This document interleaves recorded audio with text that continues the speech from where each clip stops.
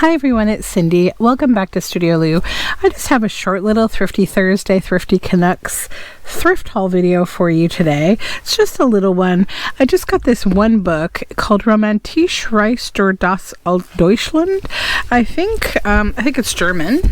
And it's this real big book, and it's really nice. It's got this beautiful opening page. See if we can find any kind of a date in it here. Let's see. Printed in Hamburg, I think. I do not see a date, but I don't know. Would the date be present? Oh, 1969. 1969. So it's got a little bit of verbiage at the beginning with black and white drawings, but then the whole book is like this. And to me, these are just beautiful pages that you can just literally fold in half and use as these wonderful pages in journals. So they're just all these illustrations of just different, here's Hamburg, more of Hamburg, no, I'm not going to try to say that. I don't know if Schloss is the name of the town. I'm not sure. I don't know enough about Germany to be able to speak as much of an expert, but Hanover. Interesting. Is that the same image? So it is. That's weird. It has 2 page 27s. That's funny. It's a misprint. That's cool. And it's a missing page. Oh, no, it's not. There's page 28. Okay. 29. But yeah, the whole thing is just beautiful, like illustrations. On the back, it's got like probably some more info. Usually like a couple more black and white images and then, some info here. So yeah, just that book. But primarily what I got is textile. And it's a small little haul, but I want to get using some of it actually in a project I'm working on right now, so I had to show you because, yeah, it's really cool. So I went to a little local St. Vincent de Paul, and they had a whole bunch of these sort of half-done projects. So this is obviously, a purse that somebody was making, and the strap, I guess, and I don't know why they stopped. I'm not sure, but I mean, it's beautiful. So yeah, really happy about that. Then I got a whole bunch of them actually. This one, again, they were making this like little bag and then they just stopped. And then a little tiny one here. This is just like a little house that they were starting. You got like a little door and a couple trees and some flowers. There were so many of these, but I didn't take them all, but I did take a few. Even just this netting is beautiful, but like, look at this, so it was going to be black in the background, and then they've already done all the florals and the, the beautiful like finial type shapes. Aren't they just amazing? I had to give them a home and use them for something, They'll be incorporated in journal covers, I'm pretty sure. Okay, and this one, again, we had a purse happening, I think. The color's gorgeous. It's like, I don't know if they were just doing samples or something, but yeah, it's funny they wouldn't have finished them because they've got their whole outline here. And it's interesting, I never thought, I haven't done a lot of, is this needlepoint? I haven't done a lot of needlepoint. But I've just kind of, looking at these and knowing very little about this, I was just thinking, you could take a piece of mesh like netting like this and you could really draw whatever shape you wanted and then just start filling it. And that's kind of got my brain a little bit abuzz with opportunities to make. I've been interested in getting into like, a bit of that kind of thing with like making sculpture, but I've never taken the step. Then this one, all of these were $1.50, by the way. This one's just green background with these beautiful flowers. So yeah, and it says like Hiawatha heirloom. Can't tell what that says. French. Something super canvas, maybe? Maybe you can see it better from back further than I am. But yeah. Then this is like one of those purse fronts. And I love that blue they were filling it with. It's so pretty. Okay, so that's all of those. And then I just have one more thing to share, I think. Yeah, just one more. And it's just this set of placemats that I got that I really thought were fun. And they could be easily incorporated into so much. Aren't they nice? I'll probably dye them as I use them.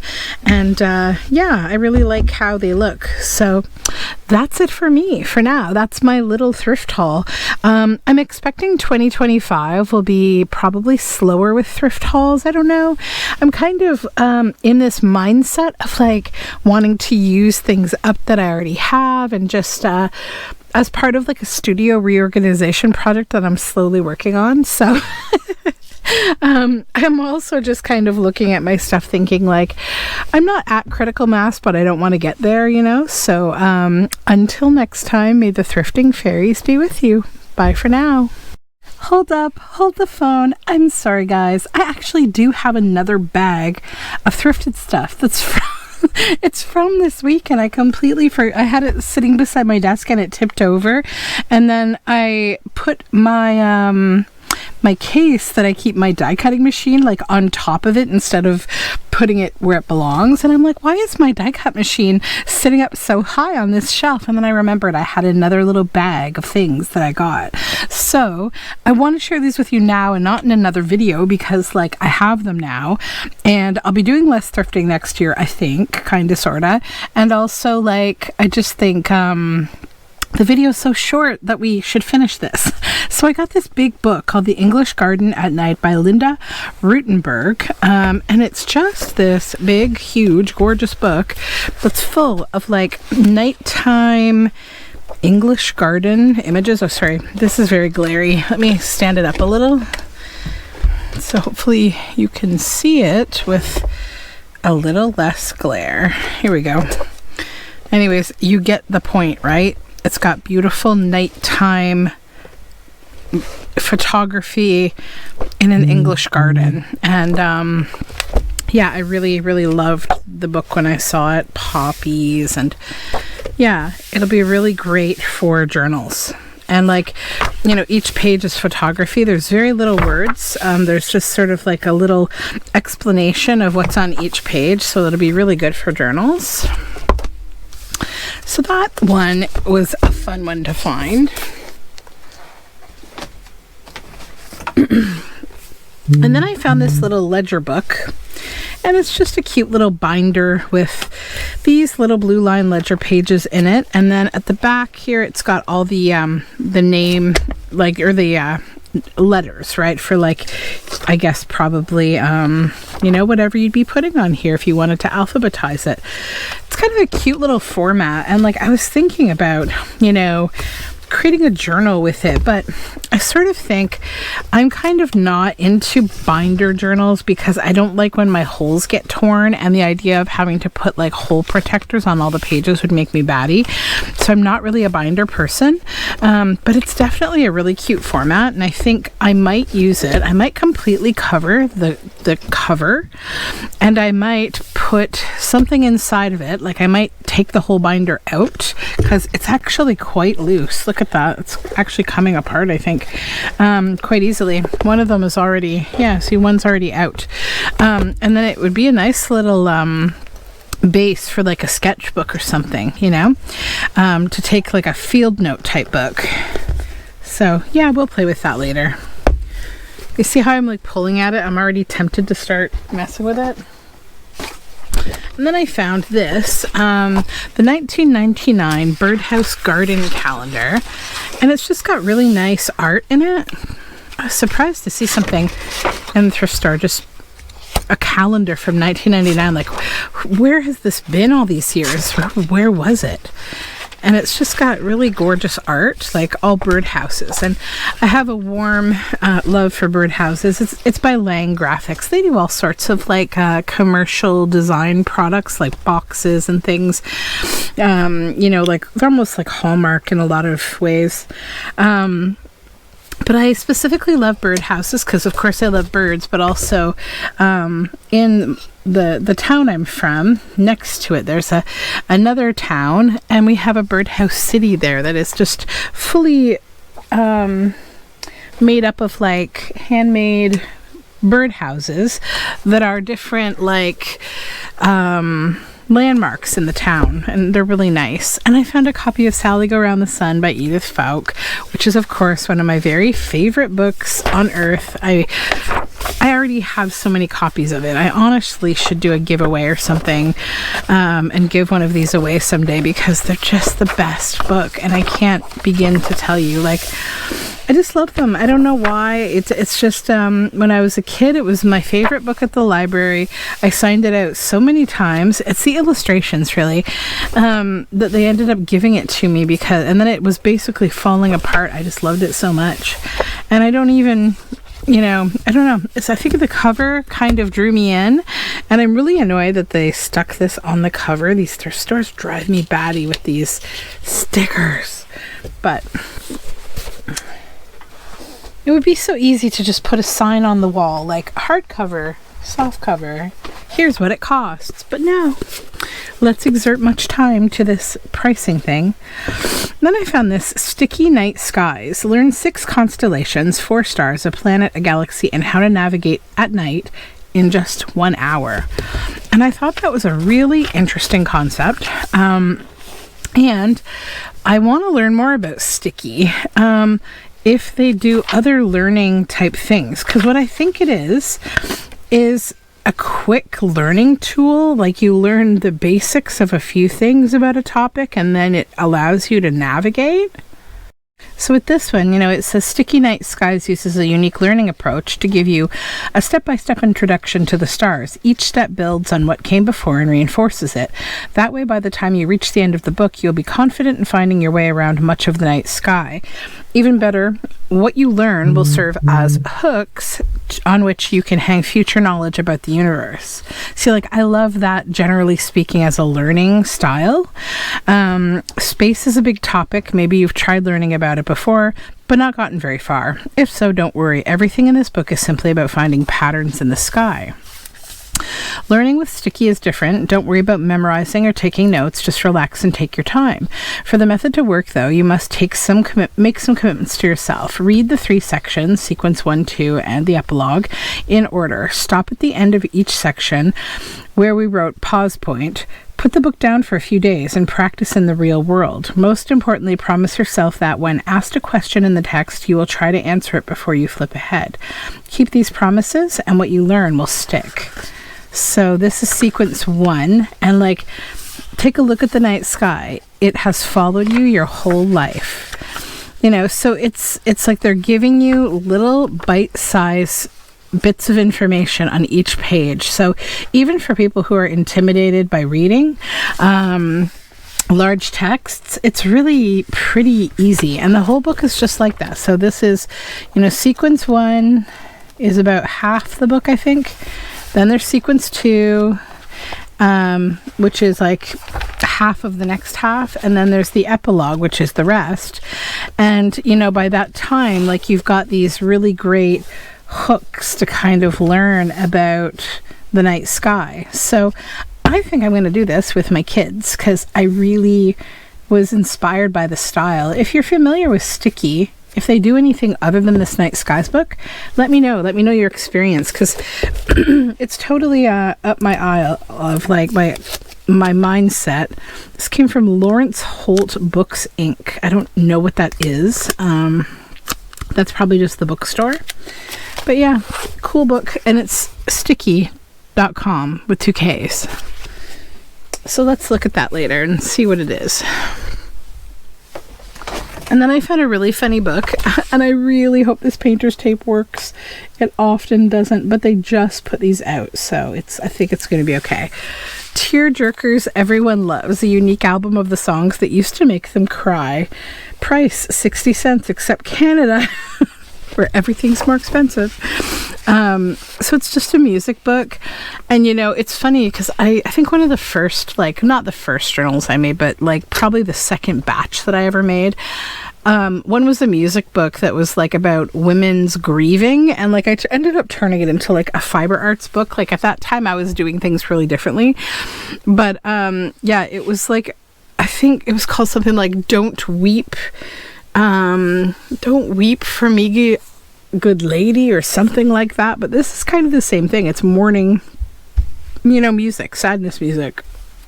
Don't give the old love for the new. And I just thought it was nice paper. Take back your gold. That's good advice. Mother was a lady.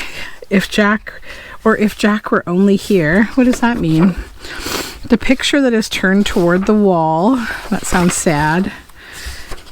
I'll marry the man I love. Papa, come back to Mama. Oh, Lord.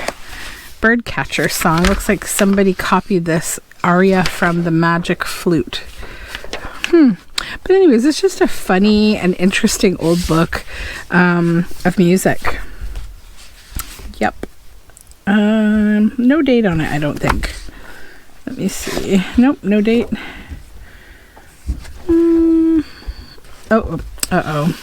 It's a Roman numeral, friends. Copyright MDCCCXCVI. No, I can't do that one.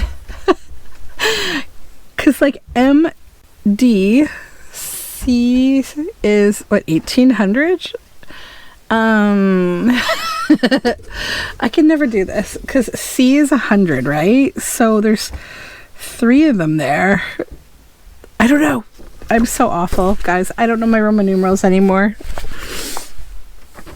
Don't tell my Latin teacher. Should be very annoyed with me.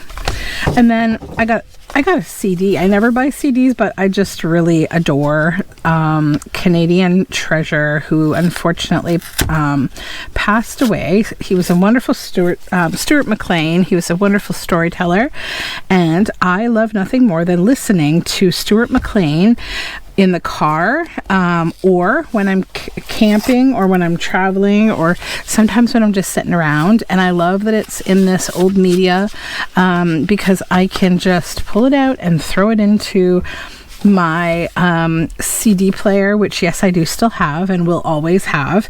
And it's even got like that vinyl style looking CD to it. So it's the Out and About of the Vinyl Cafe. Has some really great little stories on it that I want to listen to. I'm always happy that I still can hear his voice. And then we got some equipment, believe it or not. How bizarre. I got this Boss Stitch stapler. Also for New Year's, everything was like 25% off, or I forget, there were other sticker colors that had other sales. I had like a whole guide on the wall and I don't remember, but I know that I got this for $2.50. That's what I know.